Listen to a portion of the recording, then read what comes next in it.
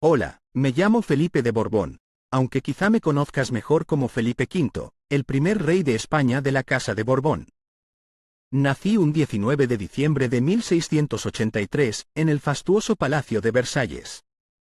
Y sí, era nieto nada menos que del rey Sol, Luis XIV de Francia.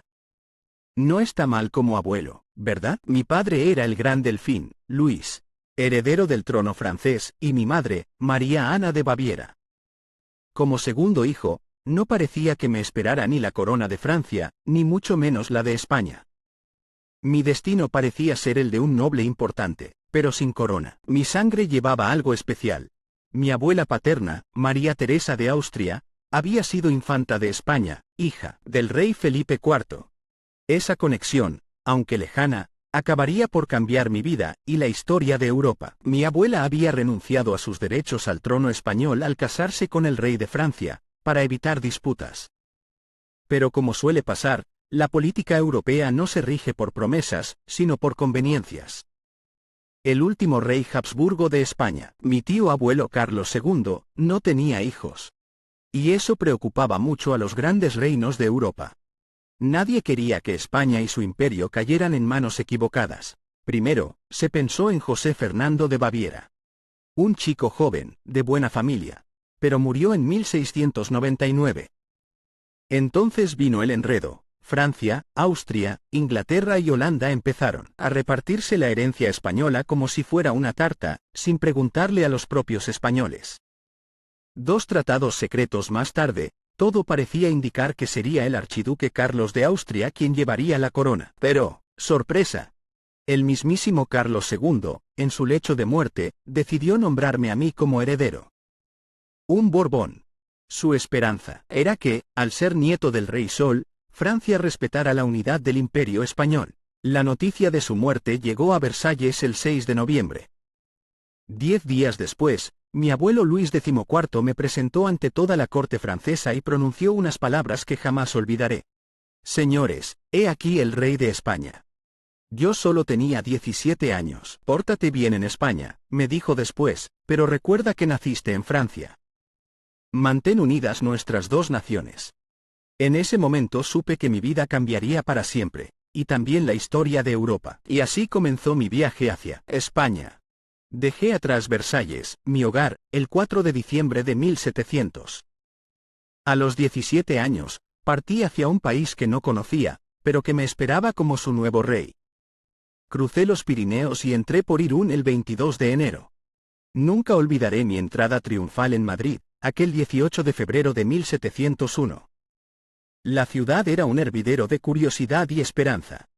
Yo, un Borbón joven y educado a la francesa, venía a ocupar el trono de los Austrias. Durante los primeros meses, todo parecía ir bien.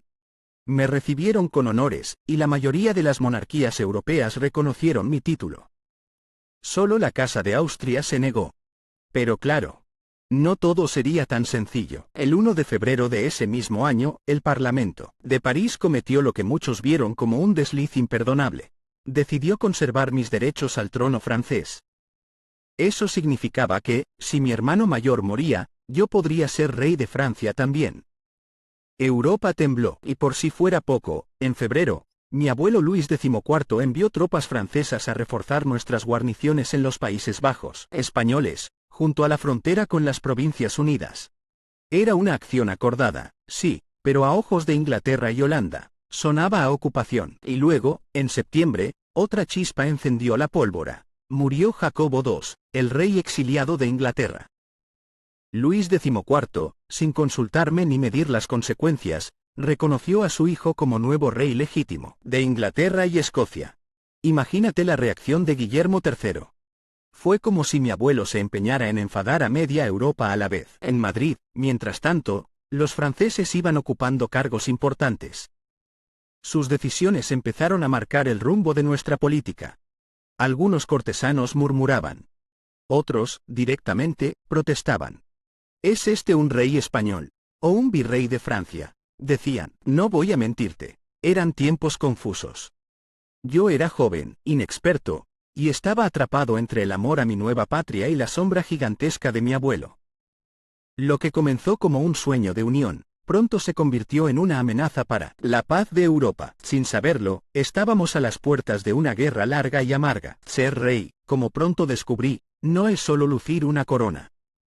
También es cargar con su peso.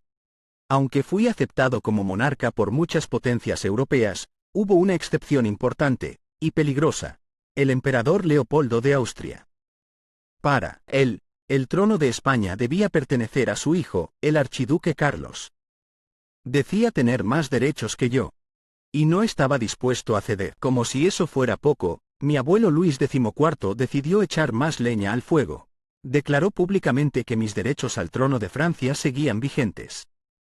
Sí, técnicamente era cierto. Pero políticamente, fue como abrir una caja de truenos. Aunque era poco probable que algún día heredara Francia, mi padre, el gran Delfín, estaba sano, y mi hermano mayor también. La sola idea de que un mismo rey pudiera gobernar Francia y España encendió todas las alarmas en Europa. Inglaterra, Escocia, las Provincias Unidas. Todos temían esa unión.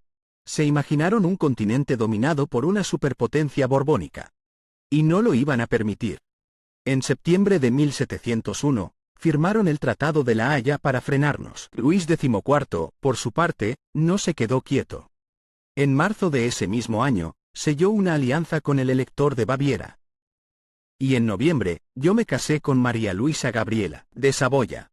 Tenía 13 años. Joven, brillante, valiente. Se convirtió en mi compañera, mi consejera y mi mayor apoyo. Tuvimos 4 hijos: el futuro Luis I, 1707 a 1724, el infante Felipe, nacido y muerto en 1709, el infante Felipe Pedro, 1712 a 1719, y Fernando VI, 1713 a 1759, que me sucedería en 1746. Curiosamente, su hermana ya estaba casada con mi hermano, el duque de Borgoña. 2 hermanas, 2 hermanos. Una jugada diplomática con Italia en mente. Pero mientras nosotros celebrábamos bodas, los cañones ya empezaban a rugir. En mayo, los ejércitos austriacos cruzaron los Alpes sin declaración previa de guerra y ocuparon territorios en Italia que aún eran parte del Imperio español. Era una agresión abierta, y en mayo de 1702, esa llamada Gran Alianza, Inglaterra, el Imperio Austriaco y los Países Bajos, nos declaró la guerra a Francia, y a mí. Así comenzó la Guerra de Sucesión Española. Ya no se trataba solo de herencias o tratados. Ahora era una lucha por el equilibrio del continente, por el futuro de España, y por mi legitimidad como rey. Tenía 18 años. Era joven, inexperto, y ya estaba en guerra contra media Europa. Pero si querían quitarme esta corona, no iba a entregarla sin pelear. La Guerra de Sucesión no fue solo un conflicto entre grandes imperios. Fue también una guerra entre españoles. Una guerra que partió a mi reino en 2. Mientras Castilla y Navarra se mantuvieron fieles a mí, Felipe de Borbón, buena parte de la corona de Aragón, sobre todo Valencia, y Cataluña, apoyaron al archiduque Carlos. ¿Por qué? Temían que yo, un Borbón centralista, les arrebatara los privilegios que habían disfrutado durante los siglos de los Austrias. La nobleza y la burguesía no querían perder su autonomía ni sus fueros. La guerra se volvió entonces doblemente dolorosa. Combatíamos contra tropas extranjeras y entre nosotros mismos. La batalla más decisiva llegó en 1707, la victoria de Almansa. Ahí, mis tropas derrotaron con contundencia a los austracistas. Aquel día sellamos el destino de Valencia y Aragón, que pasaron a nuestro control. Pero el giro más inesperado no vino del campo de batalla, sino de Viena. En 1711, el archiduque Carlos fue elegido emperador del Sacro Imperio. Aquello lo cambió todo. ¿Y si ahora Carlos unía las coronas de Austria y España? El equilibrio europeo estaba en juego de nuevo. Fue entonces cuando los antiguos enemigos se convirtieron en aliados. Las potencias europeas, temiendo una nueva hegemonía Habsburgo, retiraron su apoyo al archiduque. Y en 1713 se firmó el Tratado de Utrecht, que ponía fin a tantos años de guerra. Yo, Felipe V, fui reconocido como rey legítimo de España, pero el precio fue alto. Luis XIV tuvo que entregar vastos territorios a Gran Bretaña, Terranova, la bahía de Hudson, Nueva Escocia y St. Kitts. También aceptó no apoyar más a los jacobitas escoceses y desmantelar Dunkerque. Francia ganaba poco, pero yo mantenía mi trono. Aún así, las armas no callaron del todo. En España, los últimos focos de resistencia se apagaron en 1715, tras otro tratado. A cambio de conservar mis dominios en América y Asia, y la integridad de la península, salvo Gibraltar y Menorca, que pasaron a los británicos, perdimos las posesiones europeas del antiguo imperio español. No fue fácil. La guerra me dejó cicatrices. Mi salud mental se resquebrajaba por momentos. Pasaba por fases de profunda melancolía, de silencio, de oscuridad. Pero incluso en medio de ese caos interno, supe elegir bien a quienes me rodeaban. Desde los franceses al principio, hasta ministros españoles como José Patiño, que modernizó el Estado, reorganizó la administración y defendió con firmeza los intereses de España. Los viejos consejos de los Austrias se vaciaron de poder. Mi gobierno se apoyó en nuevas secretarías, auténticos ministerios, que transformaron la forma de gobernar. Eso generó enemistades, claro. Los nobles que perdieron influencia nunca me lo perdonaron. Pero yo tenía claro mi deber: consolidar un Estado fuerte, unido, moderno. Y aunque muchos se resistieron al cambio, España empezaba a renacer. Reinar no es solo sentarse en un trono. Es reconstruir, reorganizar, sanar. Después de años de guerra, España estaba agotada.